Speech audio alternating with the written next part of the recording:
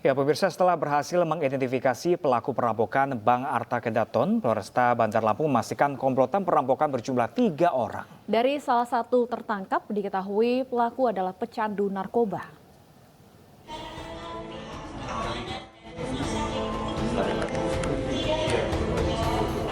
Kapolresta Bandar Lampung, Kombes Haryanto, menjenguk salah satu korban perampokan yang menderita luka tembak di salah satu rumah sakit di kota Bandar Lampung. Korban kondisinya semakin membaik dan mampu berkomunikasi dengan petugas. Usai menjenguk para korban, polisi mengungkapkan komplotan pelaku berjumlah 3 orang. Setelah diinterogasi dan diperiksa urinnya, pelaku dipastikan positif narkoba jenis putau. Polisi menduga pelaku merampok bank untuk modal membeli narkoba. Polisi kini memburu 2 pelaku lain yang kabur dengan sepeda motor. Inisial HG beserta 2 orang lainnya menggunakan 2 sepeda motor turun di lokasi yang pada saat itu yang turun hanya 1, yaitu HG, kemudian melakukan pengejaran. Kini aparat kepolisian masih mendalami peristiwa perampokan yang terekam CCTV. Satu pelaku berbaju putih dan menggunakan topi, membawa senjata api rakitan, langsung masuk dari pintu depan bank, menuju ke dalam dan mengancam sejumlah nasabah dan juga karyawan. 3 karyawan bank yang berlari mengamankan diri hingga 1 karyawan tertembak oleh pelaku. Namun pelaku akhirnya berhasil ditangkap. Awal pada saat mengawal pelaku ini langsung datang melakukan penodongan, penembakan beberapa kali ke atas. Ya. Kemudian pelaku masuk ke dalam gedung Bank Arta Kedaton. Di sana pelaku melakukan penembakan terhadap karyawan, 1 karyawan dan 1 security Bank Arta Kedaton. Nah, pelaku berusaha mengambil sejumlah uang, tapi tidak terjadi. Dari hasil olah TKP, petugas Inafis Satreskrim Polresta Bandar Lampung, polisi meyakini pelaku beraksi dengan membawa 2 pucuk senjata api, yaitu senjata api rakitan jenis revolver dan Glock. Identitas pelaku terungkap dengan inisial HG, berusia 42 tahun, warga Tanjung Karang, Timur Bandar Lampung. Sebelumnya, aksi perampokan bersenjata api terekam CCTV terjadi di Bank Arta Kedaton Makmur pada Jumat kemarin. 1 pelaku membawa senjata api rakitan langsung masuk dari pintu depan bank dan mengancam sejumlah nasabah karyawan. 1 pelaku membawa senjata api rakitan langsung masuk dari pintu depan bank dan mengancam sejumlah nasabah dan juga karyawan. Akibat perampokan uang sebesar 300 juta rupiah ini yang terjadi di siang bolong, 3 karyawan bank terluka, namun 1 pelaku berhasil dilumpuhkan. Dari Bandar Lampung, Ruslan, iNews melaporkan. Sementara itu, pemirsa, 2 orang perampok bersenjata api menyatroni sebuah minimarket di Kabupaten Cilacap, Jawa Tengah. Pelaku melukai seorang karyawan dan berhasil membawa kabur uang 6 juta rupiah.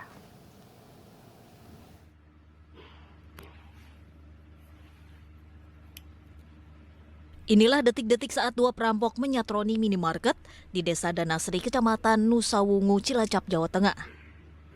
Dalam aksinya yang terekam CCTV, salah seorang perampok yang menggunakan helm dan masker menodongkan senjata api kepada karyawan minimarket untuk membuka laci penyimpanan uang. Pelaku kemudian menguras uang yang tersimpan dalam laci kasir. 1 orang bersenjata masuk ke dalam dan penodongan bawa senjata itu ngambil uang sekitar kasir ya sekitar 6 juta. Tak berselang lama, rekan korban berusaha menyerang pelaku, namun justru mengalami luka akibat dipukul menggunakan pistol. Usai beraksi, pelaku langsung melarikan diri menggunakan sepeda motor bersama rekannya yang menunggu di luar minimarket. Akibat kejadian ini, 1 karyawan mengalami luka di kepala akibat pukulan senjata api. Selain itu, pelaku berhasil menggasak uang 6 juta rupiah yang tersimpan dalam laci kasir. Kasus ini kini ditangani aparat kepolisian Polresta Cilacap guna mengungkap identitas pelaku perampokan. Dari Cilacap, Jawa Tengah, Heri Susanto, iNews melaporkan. Pemirsa, Dewan Pengurus Ranting Partai Persatuan Pembangunan atau P3 Limboto Kabupaten Gorontalo menggelar deklarasi dukungan kepada Sandiaga Uno sebagai bakal calon presiden 2024 di Taman Budaya Limboto, Gorontalo. Dewan Partai P3 Limboto mendeklarasikan dukungannya kepada Sandiaga Uno sebagai bakal calon presiden 2024. Kegiatan ini dilangsungkan bertepatan dengan hari lahir P3 ke-50 yang telah dipersiapkan sejak bulan Februari kemarin. Jumlah peserta deklarasi mencapai 10.000 orang yang hadir, terdiri dari kader partai dan juga masyarakat. Sebelum mendeklarasikan dukungan untuk Sandiaga, P3 Ranting Limboto sudah menyampaikan kepada Sandiaga dan meyakini bahwa Sandiaga siap untuk berjuang bersama. Meskipun Sandiaga Uno masih merupakan kader Partai Gerindra, namun pihaknya mempunyai pertimbangan dalam melakukan deklarasi ini.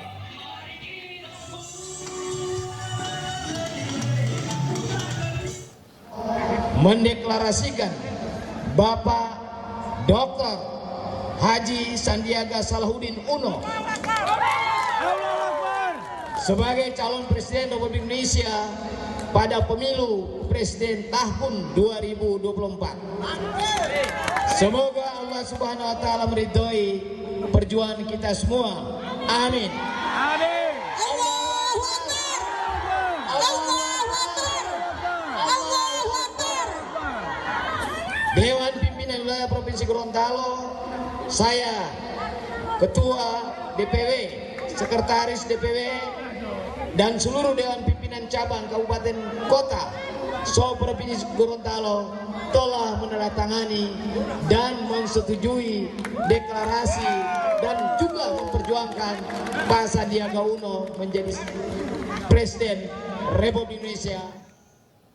Dan pemirsa, untuk membahas lebih lanjut terkait deklarasi calon presiden, kita langsung terhubung dengan Sandiaga Salahuddin Uno, Menparekraf. Selamat siang Pak Sandi, apa kabar? Alhamdulillah, terima kasih. Baik-baik. Selamat siang, Steph dan Mas Arum dari iNews. Terima kasih sudah mengundang kami. Iya, Pak Sandi, dukungan untuk Bapak maju sebagai Capres 2024 nih semakin marak ya Pak. Bagaimana tanggapan Bapak atas dukungan ini?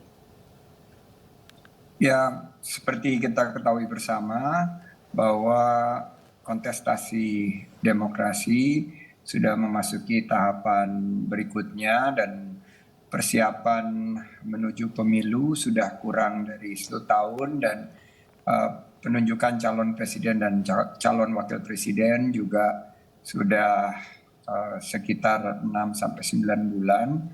Oleh karena itu aspirasi dari masyarakat, dari elit partai politik maupun pimpinan dan kader politik daerah ini tentunya perlu kita cermati menjadi bagian dari dinamika, dan kita harapkan pemilu berlangsung lancar, sejuk, juga penuh dengan gagasan-gagasan yang bisa melanjutkan pembangunan kita, meningkatkan persatuan kita, dan harapannya bahwa isu-isu kebutuhan masyarakat yang menjadi tentunya hal yang perlu kita solusikan, masalah ekonomi di mana mungkin ada keluhan memasuki bulan suci Ramadan, harga-harga bahan pokok bergerak naik, ini harus segera kita siasati, harus kita berikan solusi, dan juga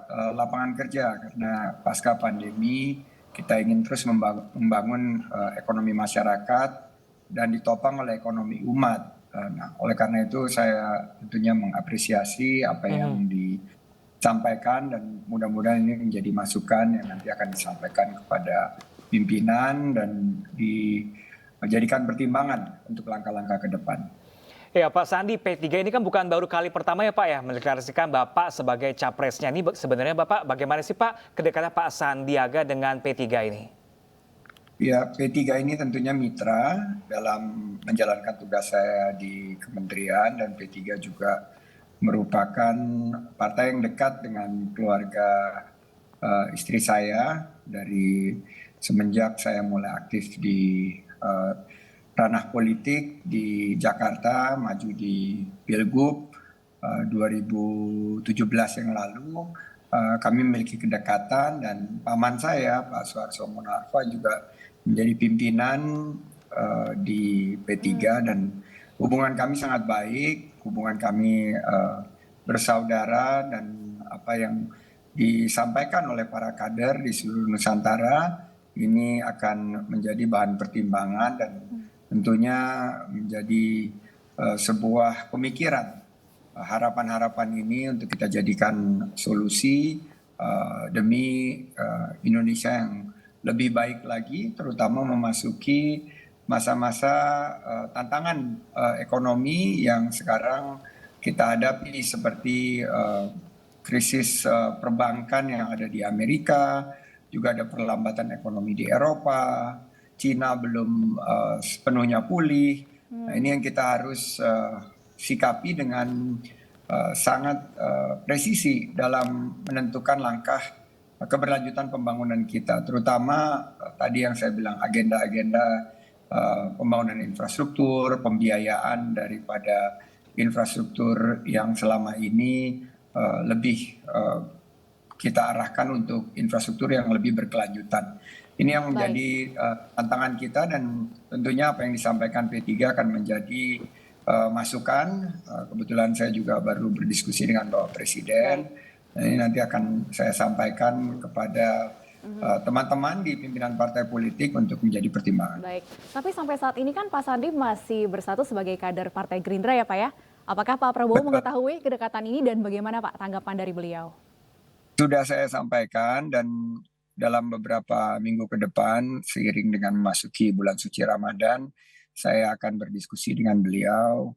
Saya akan sampaikan beberapa perkembangan dan situasi terkini. Tentunya ini yang kita harus bingkai dalam sebuah pemikiran sesuai dengan harapan dari Bapak Presiden bahwa pemilu ini kita persiapkan untuk menjadi pemilu yang sangat boleh dikatakan menentukan arah pembangunan ke depan yang dipercepat dari segi capaian-capaian dan juga langkah-langkah ke depan dalam pemenuhan kebutuhan masyarakat khususnya di bidang ekonomi. Tentunya nanti hasil diskusi ini akan menjadi pemikiran dan pertimbangan untuk langkah ke depan, karena kita tidak punya banyak waktu lagi. 8 bulan menuju pemilihan dan ini yang harus kita sikapi dengan. Ya Pak Sandi, ini kan mungkin kemungkinan nggak sih Pak terjadi konflik. Nah nanti kalau terjadi konflik dalam tubuh Gerindra ini, Bapak bagaimana Bapak mengelola konflik ini, Bapak?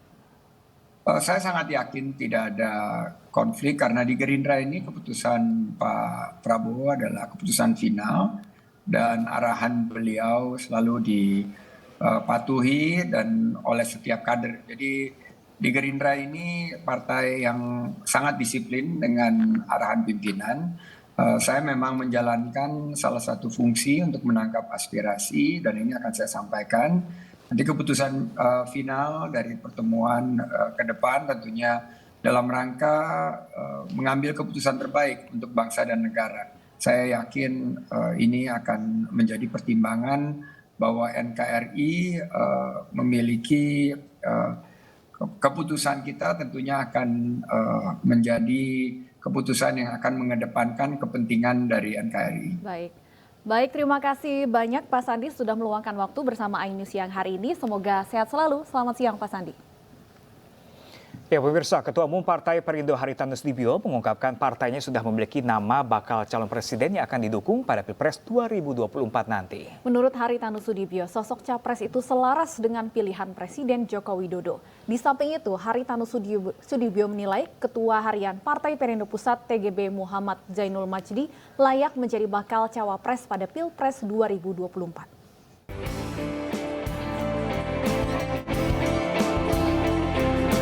Ketua Umum Partai Perindo Haritanu Sudibyo menyatakan Partai Perindo fokus menjaring bakal calon legislatif yang akan bertarung pada Pileg 2024. Mesin Partai Perindo juga diperkuat jelang pesta demokrasi 5 tahunan. Hal tersebut disampaikan di sela-sela pelantikan pengurus partai di Mataram, Nusa Tenggara Barat. Saat ditanya mengenai bakal nama calon presiden yang akan didukung Perindo, Haritanu Sudibjo menyatakan sudah mengantongi nama. Meski demikian, Haritanu tidak ingin terburu-buru membocorkannya. Intinya Perindo berharap adanya keberlanjutan program Presiden Jokowi. Di samping itu, Haritanu Sudibjo menilai Ketua Harian Partai Perindo Pusat TGB Muhammad Zainul Majdi layak menjadi bakal cawapres pada Pilpres 2024 nanti. Calon pasti ada. Ada calon presiden. Cuma terlalu pagi untuk mengatakan sekarang karena fokusnya adalah ke partai dulu. Ya kan, kita gadang-gadang atau membuka calon presiden sementara partainya sendiri masih perlu perbaikan, perlu penguatan. Saya rasa itu kurang pas. Jadi partai harus perkuat dulu mesinnya, calegnya, baru nanti kita masuk ke akan digaris satu garis dengan Pak Jokowi atau akan ada afiliasi dengan partai lain? Tentu seiring sejalan dengan beliau.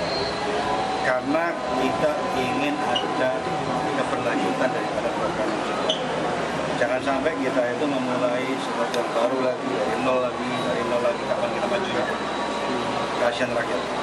Pak, tadi disebutkan ada tokoh dari NTB yang bisa untuk dicalonkan, apa sasarannya untuk PBB dari Risma? Kalau saya lihat beliau ini cocok sebagai wakil.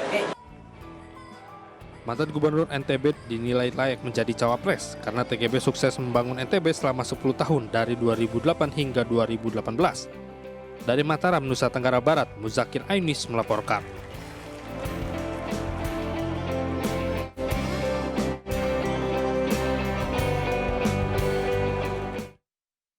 Ya pemirsa, hampir sebulan menjalani perawatan di rumah sakit, kondisi David Ozora, korban penganiayaan Mario Dandi, terus membaik. Ainews yang akan kembali dengan informasi selengkapnya sesaat lagi.